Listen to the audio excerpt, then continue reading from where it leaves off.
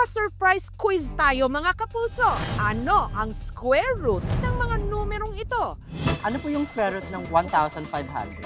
Sorry! Sa laki ng mga numerong ito, natural lang na marami ang mga mote. Ano po yung square root ng 3,500?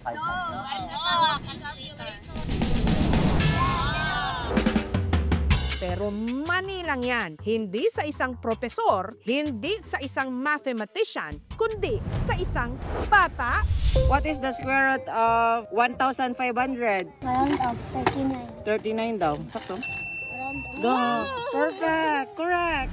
Human calculator yarn. Square root of 3,400. 2,500 right 58. Duh. Correct. Aba, mas tinik. Perfect. Correct. Kilalanin ang 10 taong gulang na bata mula sa Cebu na pagdating sa square root, matinig. 1,750. Ang ating math genius, tigabayan ng Madridejos sa malaparaisong isla ng Bantayan sa Cebu, ang 10 taong gulang na si Axel. Maliligo lang daw sana sa dagat si Axel noon. Di na kasi malalim yung tubig kaya nanghingi na lang ako noon. Dito na niya nilapitan ang grupo ni na Leonard. Sabi niya, dapat may kapalit na talent. Sabi ko, marunong ako mag-square root. Hindi agad kami naniwala kasi square root yun. Sige nga, check nga natin. Square root of 10,000. 100 times 100 equals 100. 100 daw. Sakto? Ano? Okay, correct. Perfect. Yung mga numbers po na binigay namin sa kanya ay random lang po. Square root of 77. 8 point something. Pero dili siya ma-round off. Duh. Sa 20 math questions kay Axel, 18 po yung tama ko. Duh. Perfect.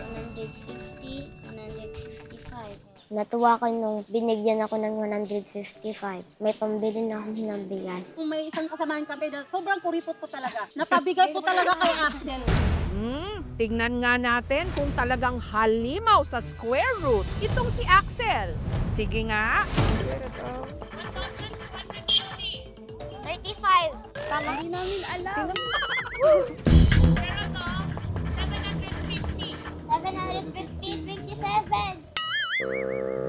27. So far, impressive! Ang talino talaga. Napahanga niyo talaga kami. Naunahan kami nga kahit mas matatanda pa kami. Ang nanay ni Axel na si April nagtataka kung saan nakuha ng kanyang anak ang galing nito sa math, gayong lagi raw itong laman ng kalsada. Hindi po namin siya nakita na nag-aaral sa bahay. Lagi nasa laruan yan. Ang lola Feli naman ni Axel, hindi na nagulat. Nasa lahi raw kasi talaga nila ang pagiging math tatalino. Ako at saka yung anak ko, meron talagang kakayahan nga magiging matalino. At take note, si Axel hindi raw tambay lang sa kalsada. Nag-aaral siya. Grade 4 na siya ngayon dito sa Madridejos Elementary School. Mabilis siyang makapick up at saka mabilis siyang matuto sa mga lessons namin. 8 plus 1.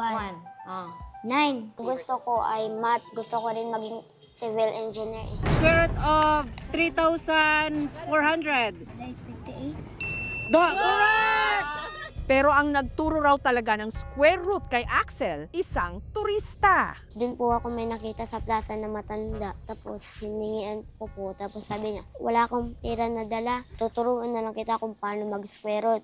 Sinabihin niya ako, pareha lang na number yung equivalent para magawang square root. Doon ko po nalaman hanggang sa na-practicean ko na po. Hanggang sa ito na nga ang madalas niyang ibida. What is the square root of 1,500? Round of 39. 39 daw. Sakto? Round of... Perfect! Correct! Maraming technique para mag-compute ng square root. Sa simpleng paraan, pwedeng isaulo mo yung mga perfect square. Yun ang pinaka-mabilis. Nagsusulat ako sa hangin habang pinaglipat-lipat ko yung mga number. Doon ako sa plaza nang hinging pera para may pambili kami ng mga makain, pati na rin ng bigas. Yung kuya niya, hati sila, pambaon nila sa school hanggang maghapon.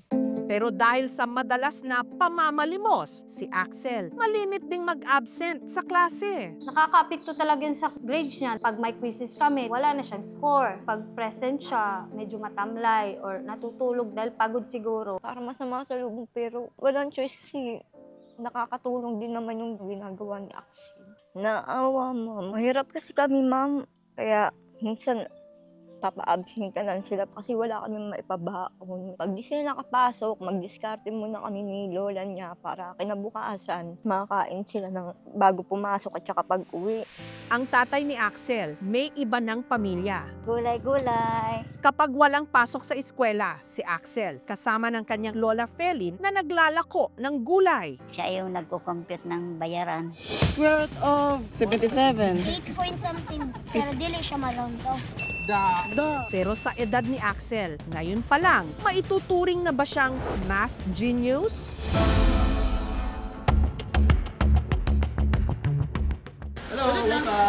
Ginawa namin is the test for nonverbal intelligence for Axel. So in terms of IQ and intelligence, nasa average range yung intelligence ni Axel for the age group niya. However, we noted na iba talaga yung mathematical skill ni Axel which is not typical for the age group. Definitely, there is a potential for acceleration. There should be a parang push ng parent and also for the school to determine if it's appropriate for Axel to take advanced courses for his age.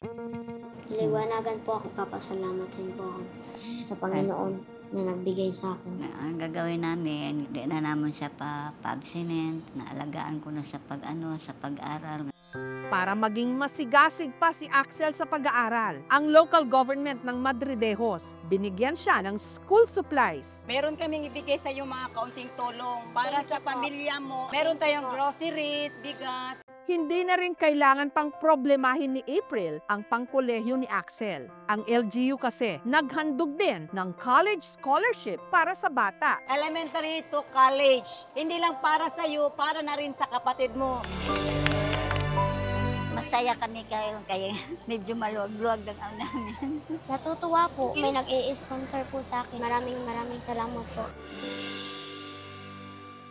Hanggat kaya po namin, igagapang namin silang dalawa makapagtapos. Tatapusin at ayusin ko po ang pag-aaral ko at babawasin ko na rin po ang pagtatambay ko sa kalsada. Huwag ismulin ang mga nakikita lang sa mga park o kalsada. Baka may math wizard dyan. Square root of 3,400. 3,458. Correct! Thank you for watching, mga kapuso. Kung nagustuhan niyo po ang videong ito, subscribe na sa GMA Public Affairs YouTube channel. And don't forget to hit the bell button for our latest updates.